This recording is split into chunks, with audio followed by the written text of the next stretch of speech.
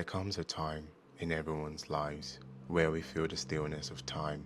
We get lost and confused, empty visions and ideas on how to go forward. We lose track of time and our days seamlessly blend into one another. For a second we forget our purpose and the struggle of life kicks us harder. Many of us have looked down on our growth. We fail to realize that even though we went through pain, sorrowful and endearing moments, there are those moments when all we can do is cry, worry and lament over the issues at hand. The happy moments are most cherished, the inevitable change, the losing of a loved one per se, snatches the moments we can never relinquish.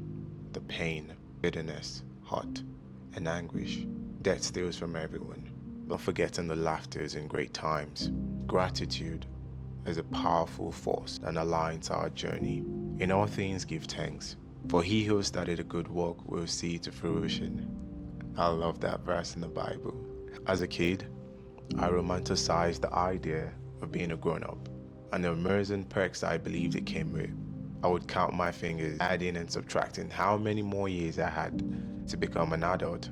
I counted how many more years I had to be done with primary school, and then high school, and then the university. And finally, the idea of being a serial entrepreneur, as I imagined, because I always had countless ideas and desires and things I wanted to do. And then the financial stability I thought being an adult came with, and the ability to make choices for myself and lounge all day, binge watching my favorite movies. I would look at my older ones and say, oh wow, someday I'll be able to just choose to stay at home as I desire without the need to go anywhere, get my arm off the bed or the couch if I so please. But the moment I became a teenager and slowly approaching the age of adulthood, I guess, I realized I had rushed into a false narrative. I buttered in my head and subconsciously in that. The first waves of disappointment, uncertainty, and doubting challenges came hard on me, and my life took a drastic turn. I went downhill, dark thoughts clouded my mind. If I would ever make it or achieve the level of success I desired, my environments challenged me, the lifestyle and living conditions I was in, the neighborhood and the social perspective, the hardship and pain of failed governments and leaders, the rejection of a girl I had a crush on, and my battle to either serve God and miss out on all the fun things as a youth. There was a point I got depressed, suicidal, and desperate. At the same time, I lost all hope for my dreams and I adopted the worst imaginations, which stuck with me and hindered my growth, creativity, and aspirations. I believed I needed money to do anything, even before I dreamed.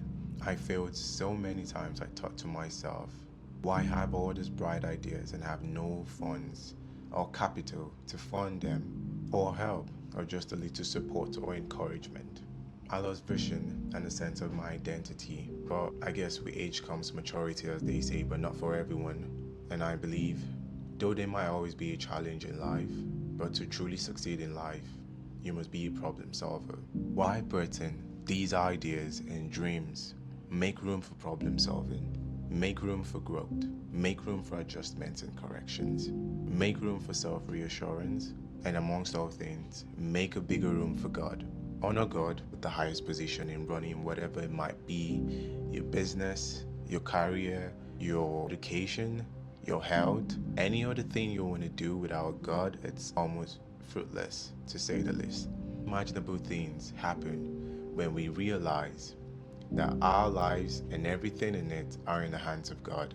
You should always be in the passenger seat while God drives. Right now, I'm the passenger princess and God is just whipping, taking the right turns, screeching, drifting, whatever the case might be, but he's the best driver, I tell you. And I'd rather be a passenger princess or prince or passenger prince and let God do his thing, man, than try to find my way or try to struggle or try to prove to myself that I can do it all by myself. I'm tired of doing that. I'm tired of going that route in life.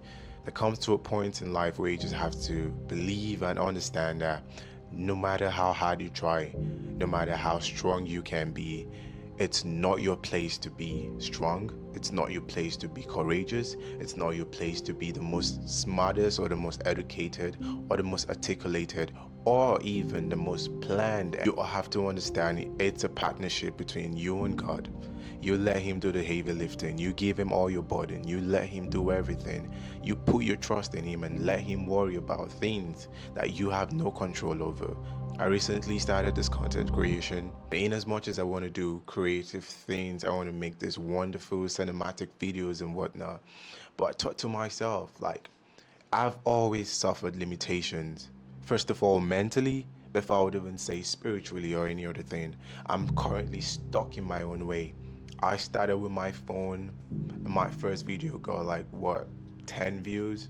The other one got like what, 30 something views, and I thought maybe I just needed some more gears and whatnot. Maybe if I had a better camera, maybe if I had a better this, maybe if I had a better that, and whatever the case might be. So I made a risky decision, sold something valuable to me, bought a camera, bought a light, bought a tripod, bought a table, an ergonomical chair, some lightnings, did a little bit of changes to my room and whatnot.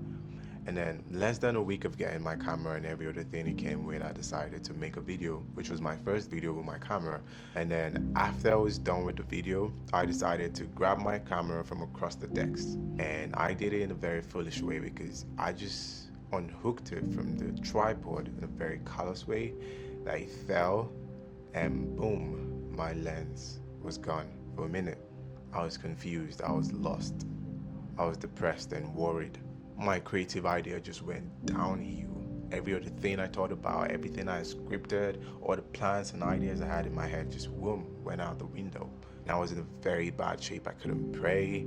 I'm not gonna lie, I couldn't even connect with God at that moment. I'm this kind of person who try as much as I can to worship every day, dance as much as I can, pray twice, 3 times a day if I can. But everything just stopped. I couldn't just fathom what was happening. Why would God let this happen to me? And then I thought to myself, he has been so kind, he has been so favorable, he has done so many things for me in the past few years of my existence. I've never been to the hospital rather than to get treated. I've never slept in a hospital bed, not for once in my life. Never been admitted. I only go, I get treated, and I exit, and I'm good and I'm fine. Last year was a very terrible year for me, but by the grace of God, I overcame at the end of it. Challenges and daunting experience really fought my fate so bad to the point I had to believe that, okay, this is all the doing of God, and he's just trying to pull me as close as he can. And I decided to let go of everything at that point. I let go of what I was doing. I let go of the unrighteous job I had to say. I let go of so many things, my addictions too. And lately it's been so easy. Imagine when I think about my life right now, even though I'm not perfectly where I want to be, but the fact that I'm changing and I'm becoming a better version of myself, that's so amazing to say, honestly. I think about all these things and I'm marveled, and I love what God is doing in my life. So always let God take the lead. Always let God be the driver, and you be the passenger princess. You be the passenger prince, if you choose to say. And in the eyes of the world, they see you taking the lead. But behind the curtains, you know who's leading you by hand. A life void of discernment and gratitude. Even when you fail, be grateful you learned something. And when you win, give thanks and celebrate. The promise is the destination. Our true destination can never be achieved here on earth, but in the life after. But we can live a life full of fulfillment, prosperity, and happiness here on earth, because we are made for more. And when one journey comes to an end, another one begins. We are all navigators of our destinies. A sailor, even after discovering a new world, never settles there far too long that is needed. But there are more grounds to cover and new adventures to explore. So with this I say, let your light so shine before men that they might see your good works and glorify your Father which is in heaven. Amen. And this brings me to the end of this video, and I would like to say thank you for everyone who stayed to the very end. I would like to urge you to like, subscribe, and share if you want to. And in the comments, I would like us to engage in the conversation, and you let me know the kind of videos you would like to see me making. And as the page grows, as the channel grows, I would like to make more things that are way more film-like, while I'm still improving my cinematographic skills, my video making skills, and all of that. But for now, I'm just gonna stick with this part, and I appreciate each and every one of you. Thank you once again.